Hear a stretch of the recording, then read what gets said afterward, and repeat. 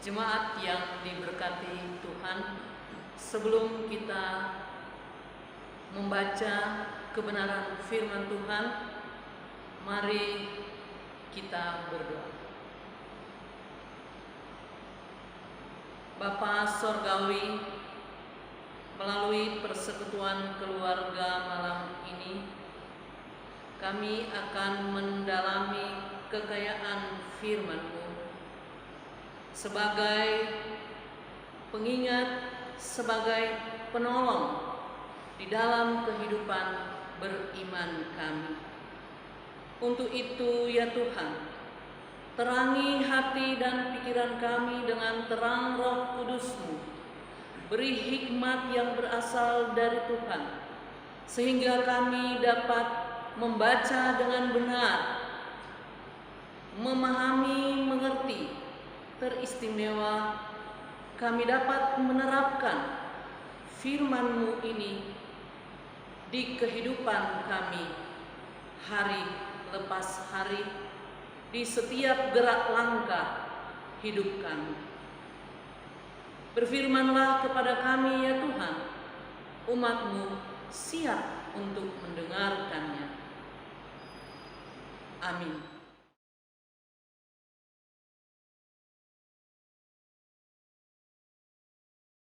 Jemaat yang diberkati oleh Tuhan, pembacaan firman Tuhan pada persekutuan malam hari ini dari 1 Korintus 13 ayatnya yang ke-8 sampai dengan ayatnya yang ke-13 berbicara tentang kasih. Kasih yang ilahi. Kata kasih itu tidak asing lagi di telinga kita. Apabila kata kasih itu kita definisikan, itu sudah terjawab di dalam pembacaan firman Tuhan pada malam hari ini. Kasih itu murah hati, kasih itu sabar, kasih itu tidak cemburu, kasih itu tidak sombong, tidak melakukan yang tidak sopan, dan yang lain-lainnya. Lebih dalam lagi, kasih itu butuh tindakan. Dan bukan hanya sekedar berkata-kata. Bapak Ibu yang dikasihi oleh Tuhan kita Yesus Kristus, pada ayat yang ke-13, Rasul Paulus membandingkan kata kasih dengan karunia, dengan iman dan pengharapan. Karunia sama dengan harisma. Karunia adalah anugerah spiritual yang diberikan kepada semua orang percaya untuk menjalankan pelayanannya. Iman dan pengharapan itu milik manusia yang tidak dimiliki oleh Allah. Allah jelas memiliki kasih. Disinilah tampak pentingnya kasih bagi orang percaya.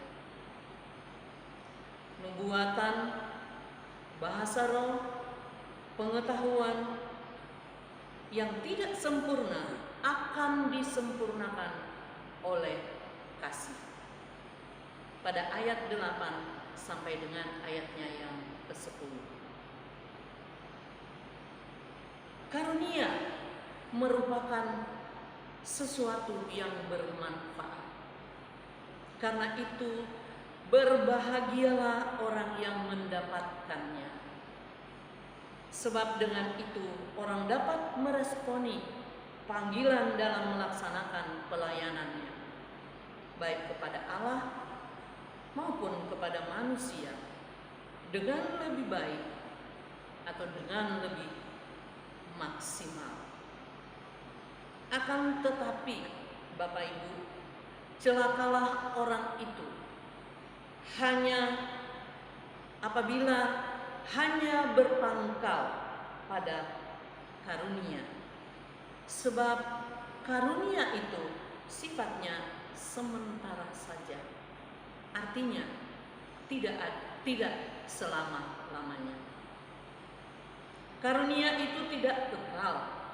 Karunia hanya berperan ketika manusia berada dalam tataran ruang dan waktu.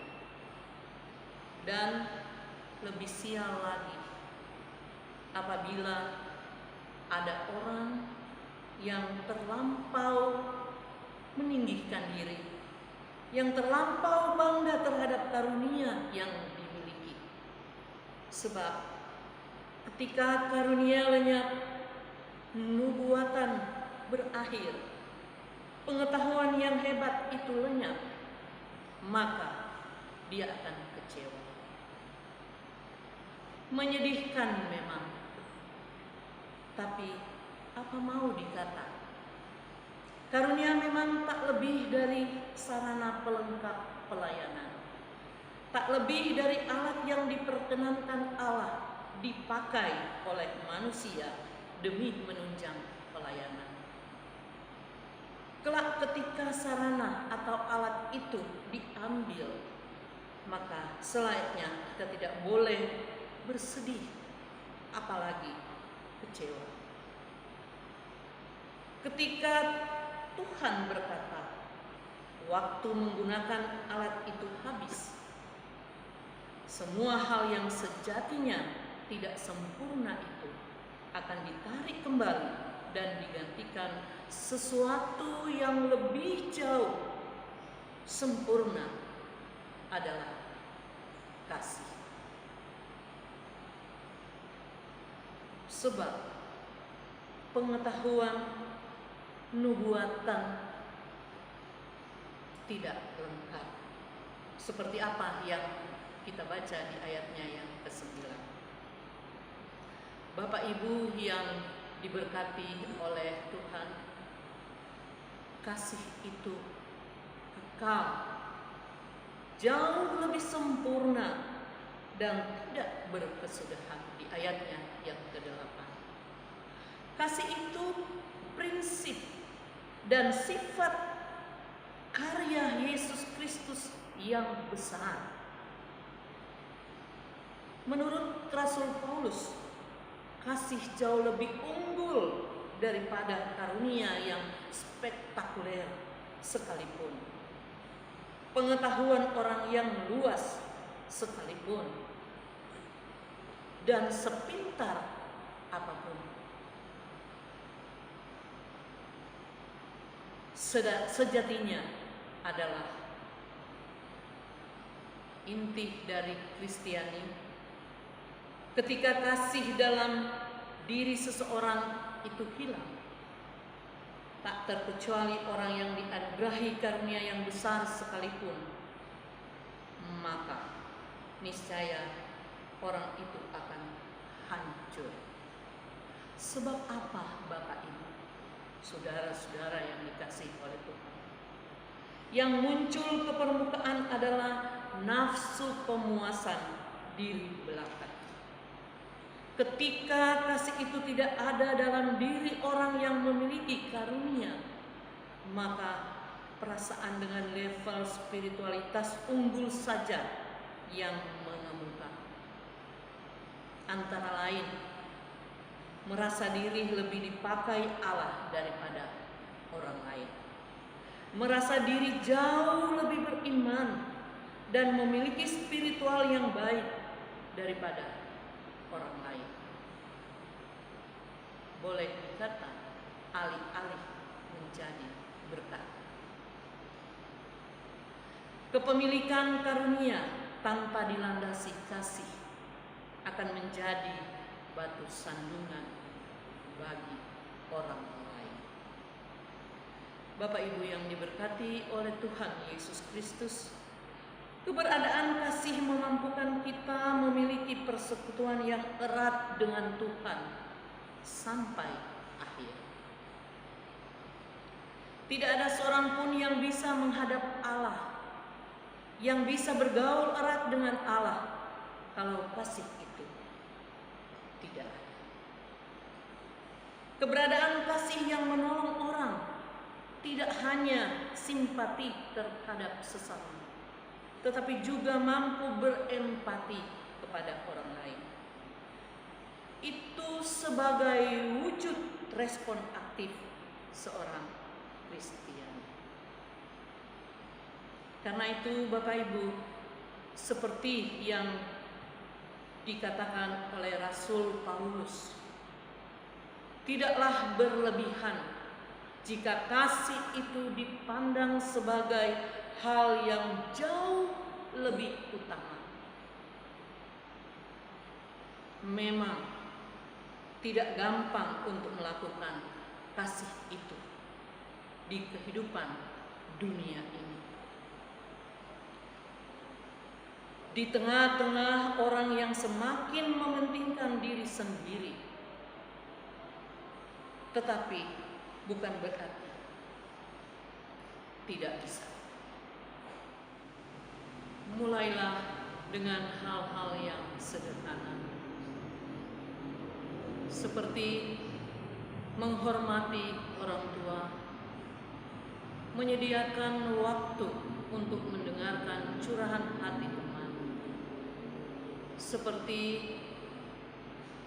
kondisi saat ini yang kita hadapi bersama di kehidupan bangsa dan negara kita, Indonesia. Apabila ada anggota keluarga yang meninggal karena COVID-19, tentunya kita harus menyediakan waktu untuk mendengarkan curahan hati dari siapapun yang benar-benar merasakan kesedihan karena situasi dan kondisi saat ini. Atau bisa juga dengan kita berbagi kasih, alat pelindung diri bagi tenaga medis dan para dokter.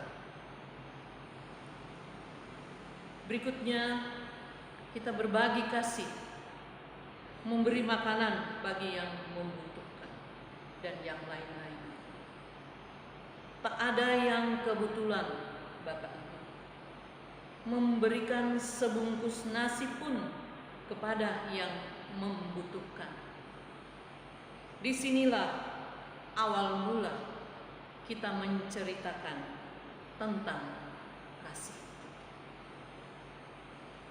Bapak Ibu, saudara-saudara yang dikasihi oleh Tuhan, ingatlah bahwa sebagai orang percaya seharusnya kita dikenal sebagai orang yang penuh kasih.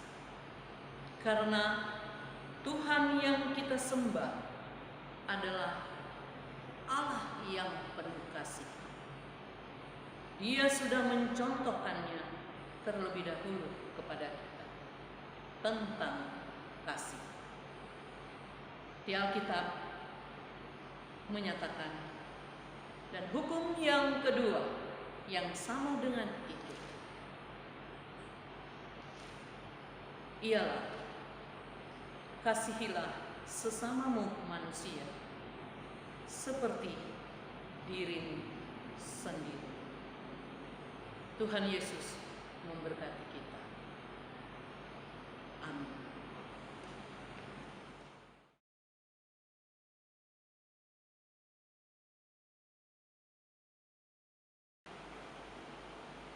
Kita menerima berkat Tuhan.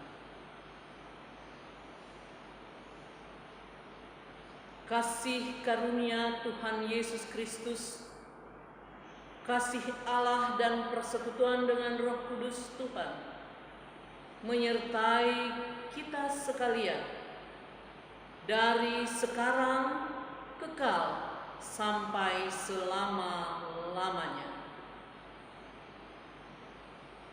Amin.